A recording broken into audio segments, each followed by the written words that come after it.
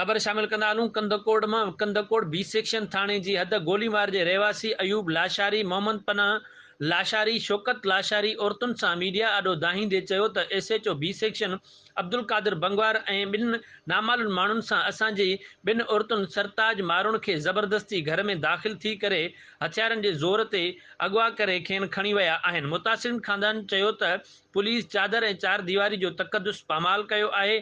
SHO कादिर बंगवार असांखे मौतमार धमकियूं ॾेई रहियो आहे ऐं हद जे थाणे ते का बि असांजी दाद फरियाद न थी रही आहे। हिननि चयो त पुलिस जे वर्दी ऐं सरकारी गाॾियुनि में पुलिस घरनि में दाख़िल थी करे असांजी ॿिनि औरतुनि खे अगवा कयो आहे। हिननि चयो त सरताज ऐं मारुण ॿई शादीशुदा आहिनि। हिननि SSP अमजद शेख खे अपील कई त ॿिन्ही अगवा थियल औरतुनि खे SHO कादिर बंगवार खां बाज़ियाब कराए असांखे तहफ़ुज़ फराम कयो वञे।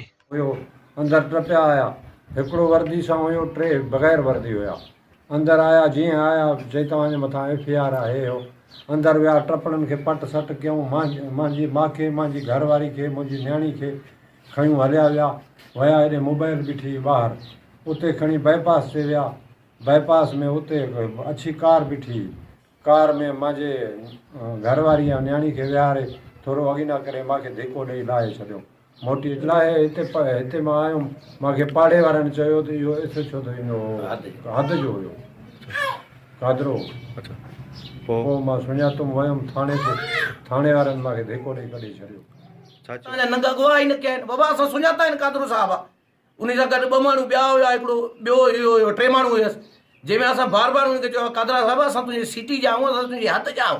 चई न बाबा मां तव्हांखे अगवा ई त न आहिनि कया, लेकिन असांजा अगवा कया विया, असां सुञातो आहे। हाणे असांखे धमकियूं ॾे त तूं शहर जो माण्हू आहे, तोखे मां कहीं बि गुंडे खां माराईंदुमि, कहीं बि तो त कूड़े अफ़ार में तोखे मां फसाईंदुमि, तूं मां कंदे छा।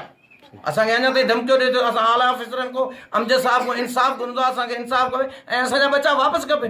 निकाह में मुंहिंजे भाइटे जी घरवारी आहे, निकाह में 3 मासूम ॿारड़ा अथसि, न आहे त असां काॾे वञूं, आख़िर कंहिंखे तव्हां ॾियूं। असां अमजद साहब खे, आला ऑफिसरनि खे, हद जे SHO खे, MP खे, MNA खे, असां सभु खे ॾींदा। असां इंसाफ़, असां ग़रीब क़ौम वारा, असां लाचारी, असां वञूं काॾे। असां इंसाफ़ जी आज़